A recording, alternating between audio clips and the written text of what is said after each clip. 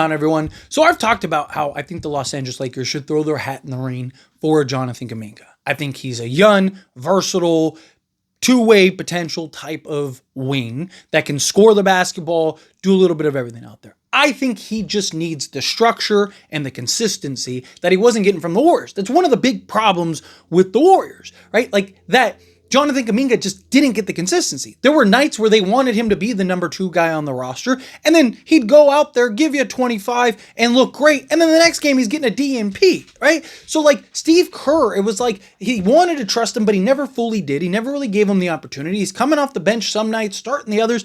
It was all over the place with Kuminga, and Kuminga's frustrated in that. And wherever he goes, he wants to kind of be he wants to be a starter, and he wants to kind of have a role. He wants to be a player, right? Which, again, it's so incredibly frustrating to be a basketball player and not have a role, whether you're a star or a role player or whatever, right? You want to know, what am I supposed to be doing on the basketball court? Tonight, you want me to go and be a superstar. Okay, I go out and I give you 25. And then this game, you want me to just turn it down and start doing all, like, no, what is it? You can't, like, my role's changing every other night, right? Well, the reason I'm talking about Jonathan Kuminga again with the Lakers is because of the recent news that came out, and that is the packages that are being offered for Jonathan Kuminga. I definitely think the Lakers could be.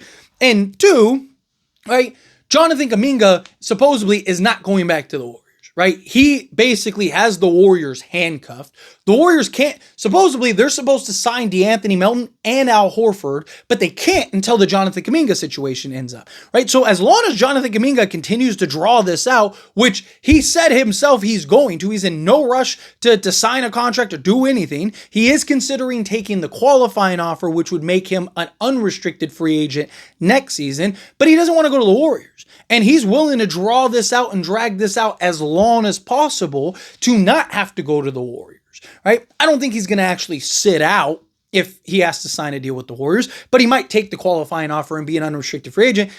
And at that point, the Warriors are going to lose him for nothing. So if you're the Warriors, wouldn't you rather get something for him than nothing? Well, here's the package that was reported from the Sacramento Kings. So the Sacramento Kings are reportedly willing to offer Devin Carter, Dario Saric, and a protected first-round pick for Jonathan Kuminga. So basically 2 salary fillers and a protected first for Jonathan Kuminga. Right? Like if I'm the Lakers, 1, how much does Jonathan Kuminga want? Right? So right off the bat, I'm going like, you're not getting 30 million. So 1, Sacramento doesn't have enough money if Jonathan Kuminga is going to get $30 million. Right? He's just not going to get that. Right? Because Sacramento's only $7.5 million under the first apron hard cap. So they would have to like unload a bunch of stuff. Maybe they do, right? Look out for Sacramento. I'll touch on that in a later video because I do want to talk about the reports about that.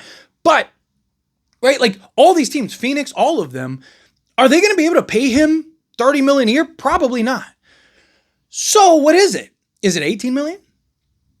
Is it 20 million? Right? Because if it's like 18 million, could you do something like Rui Hachimura? Right? Could you maybe do a Rui Connect or a Rui Kuminga swap? I wouldn't hate that. Rui Hachimura is better than Devin Carter and Dario Saric combined. Right? Like, it's like, yeah, that protected first, that heavily protected first, that's nothing. We'll give you a second, or you want pick swap, I'll give you 2 pick swaps. Right? Like, if it's like 18 million, if it's like 20 million, could you maybe do, Rui Hachimura and Dalton Connect and get a Jonathan Kuminga, and now you have him locked up for, the next handful of years, and then you also maybe clear $2 million to be able to go bring in another free agent, right? Because you're going to need to fill in that roster spot if you're sending out a 2-for-1 trade. Ideally, if you could do something, right? Like, let's say he wants like 22 million or something like that. Or maybe you could even instead, let's say other teams are willing to offer, 20 million, right? Do you go to him, right? Maybe have Luka go to him and be like, hey, what about 22 million? And you force your way to the Lakers, right? And then now the Lakers could do something like Gabe Vincent and a Maxi Kleba, and then throw in a Dalton Connect, which is, again, better than, a protected first or anything like that, right? So it's like you get a young guy, you get a veteran guard that can help you be a 3-and-D point of attack guy, which they want point of attack defense at the guard position. Okay, you get that, especially if you end up losing Gary Payton. Gabe Vincent could potentially provide some of that for you. And you get a stretch big in Maxi Kleber that can stretch the floor. Makes sense for them. They maintain cap flexibility. They don't have to take a bunch of long-term salary guys, right? Because Davion Carter has got a couple years on his deal, stuff like that. It's only like $7 million, but still, like, the point is, it's like, hey, you get cap flexibility. You get these guys, right? Lakers would also clear, with adding Connect, would clear, $4 million off the books. Warriors would have to figure some stuff out, but that's on the Warriors to figure out, right? Maybe you're adding a third team or something like that, and they're taking on, Gabe or something, or maybe the Lakers are throwing a second to that team. Whatever, you figure it out. But again, can you maybe do something where Lakers are able to land Kuminga, open up some roster spots, free up the cap space in order to sign those guys, because you'd have to do that too. And, Warriors kind of get a couple guys that can help now. Like, Maxi Kleber makes a ton of sense for the Warriors. Like, ton of sense. Right? It's like that stretch big center guy for them. Like, and think of how much he could help post for them. Right? So, I actually think that they'd be very interested in Maxi Kleber. Dalton Connect gives them a young, three-point shooter kind of guy. And, I mean, look, Dalton Connect would be perfect in the Warrior system. So, you get a young guy, right? You get a young guy, you get a stretch big, and then, figure out Gabe Vincent. Like, hey, here's Gabe Vincent, right? So that way you maintain expiring contracts. Or, again, maybe you loop in a third team, and you're sending Gabe Vincent to that third team. Whatever, figure it out. It just, one, depends on how much is Jonathan Kuminga really willing to take. Like, how much less is he willing to take?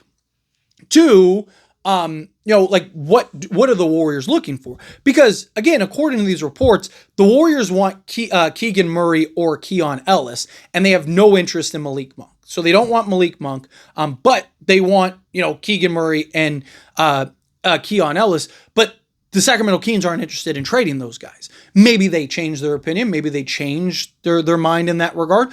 But supposedly they're not, like, they do not want to give up those two guys in a Jonathan Kuminga trade. Because, again, it's like teams understand, like, he's not some superstar. There's a lot of risk with Jonathan Kuminga. I like Jonathan Kuminga a lot.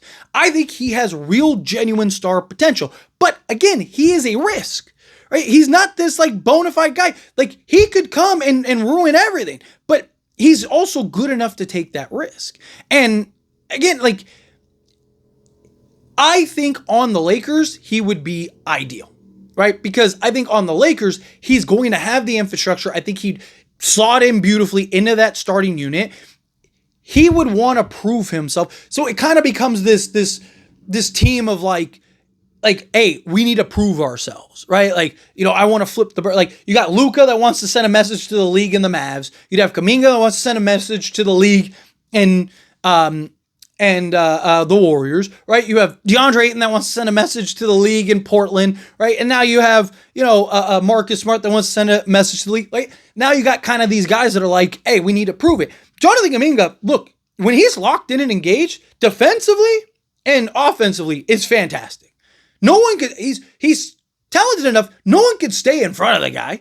Right? When the guy wants to go get a bucket, he just goes and gets a bucket. So you'd have that self-shot creator, right? It's just, can he knock down the three ball with consistency? And can he defend at a high level, right? Those are the questions. He's better defensively than Rui Hachimura, especially at the three. And he could slot into either forward spot. So even in a world where, in a post LeBron, right? Like, if it's like, let's say a Dude Thero ends up, taking real strides and it's like, oh, he's the guy, right? Well, then you could just slot in a Dude Thero at the 3 or the 4, or Kuminga at the 3 or the 4.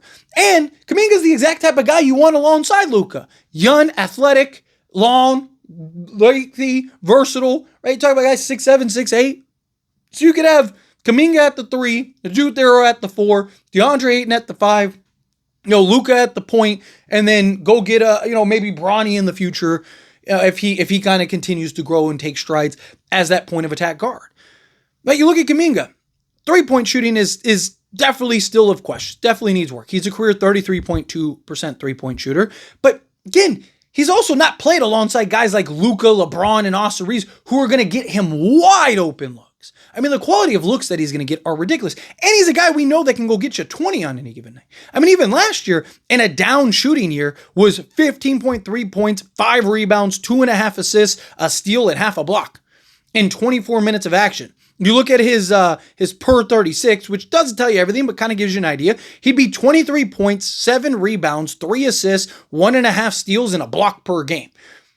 Like, sign me up for that. You're telling me that we could get Kuminga? Lakers can outdo the packages that are being thrown out right now for Kuminga. Like, you're telling me the Lakers can't get the package, like, can't beat Sacramento's package? You're crazy. Of course they can. Right? So if I'm the Lakers, I talked about it in a previous video that I thought the Lakers should throw their hat in the ring. I definitely think the Lakers should throw their hat in the ring now. You're telling me the package that Sacramento and Phoenix are willing to offer are these, like, there's no shot. If I'm the Lakers, get in there. Again, I believe, and look, I could be wrong. I could, maybe a year from now, if the Lakers do it, I come on here and I'm like, man, I was wrong. We really shouldn't have traded for Kuminga. I don't think that's going to be the case. I think the Lakers go trade for Kuminga and him actually slotted in the right role, playing the right part. I think I'm going to be like, well, I really do. I think that's going to be one of the hits. But anyway, as always, this is a discussion, pass a question on you. Let me know your thoughts and opinions down in the comments. That being said, if you haven't liked this video, hit that like button. Helps me out. So we enjoy these types of videos, and I truly appreciate it. Not subscribe channel, hit that subscribe button, turn on the bell notifications. Appreciate y'all. See you in the next one.